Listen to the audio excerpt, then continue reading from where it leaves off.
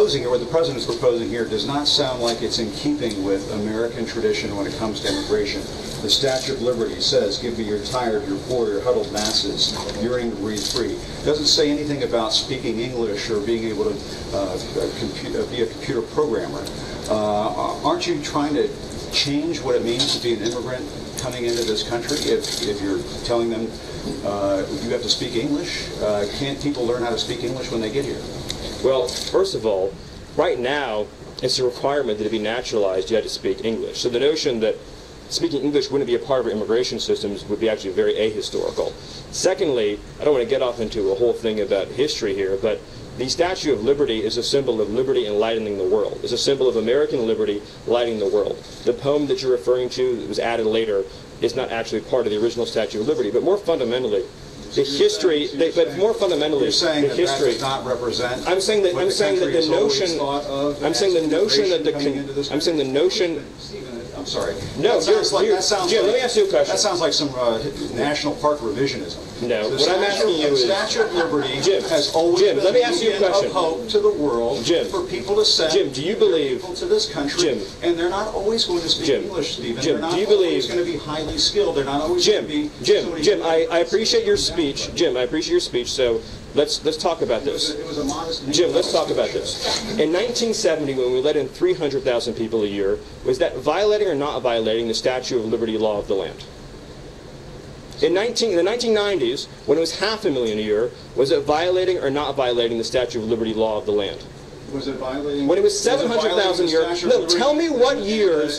Tell me what years. Tell me what years meet. Tell me what years meet Jim Acosta's definition of the Statue of Liberty poem law of the land. So you're saying 1 million a year is the Statue of Liberty number. 900,000 violates it, 800,000 violates it. You're sort of bringing a press one for English philosophy here to immigration, and that's never been what the United States has been about, Steve. But your statement's also shockingly ahistorical in another respect too, which is if you look at the history of immigration, it's actually ebbed and flowed. We've had periods of very large waves, followed by periods of less immigration and more immigration, and during the we've had a period of immigration right now. The president wants to build a wall. You want to bring about a sweeping change to surely, Jim, you don't actually think that a wall affects green card policy.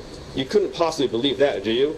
Actually, the notion that you actually think immigration is at a historic law, the foreign-born population in the United States today, Jim, on Monday, talking about how border crossings. Do you really? I want to be serious, Jim. Do you really at CNN not know the difference between green card policy and illegal immigration?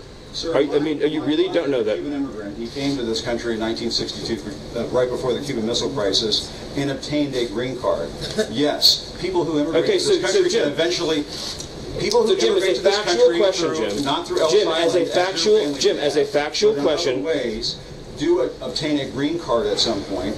They do it through a lot of hard work, and yes, they may learn English as a second language later on in life. So, but this whole notion of they could learn, they have to learn English before they get to the United States. Are we just going to bring in people from Great Britain and Australia? Jim, actually, I have to honestly say, I am shocked at your statement that you think that only people from Great Britain and Australia would know English. It reveals your cosmopolitan bias to a shocking degree that in your mind, this is an amazing moment.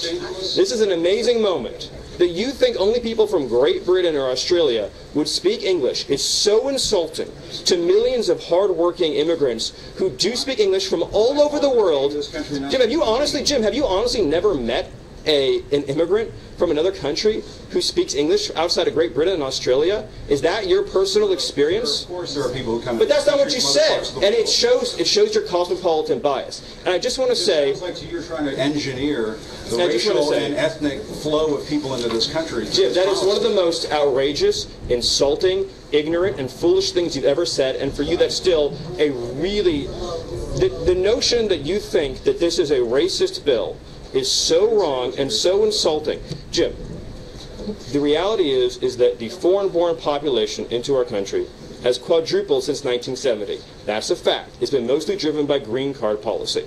Now, this bill allows for immediate nuclear family members to come into the country, much as they would today, and then it adds an additional points-based system. The people who've been hurt the most, the people who've been hurt the most by the policy you're advocating are What policy am I advocating? apparently just unfettered, uncontrolled migration. The people who've been hurt the most by the policy. What you're doing is for The people who've been hurt the most by the policy that you're. The people who've been hurt the most by the policy you're advocating are immigrant workers and minority workers and African American workers and Hispanic workers. Targeting And it the has African American community. Now you brought it up again. You said you wanted to have a conversation and not target. Is it going to be a target? This is what we want to do. The African American community, are you going to target? I'm not trying to be funny. Right, and I know what you're saying. What you're saying is 100% correct. Thank you. We want to help unemployed African Americans in this country and unemployed workers of all backgrounds get jobs. And insinuations like Jim made, trying to ascribe nefarious motives to a compassion immigration measure designed to help newcomers and current arrivals alike, is wrong.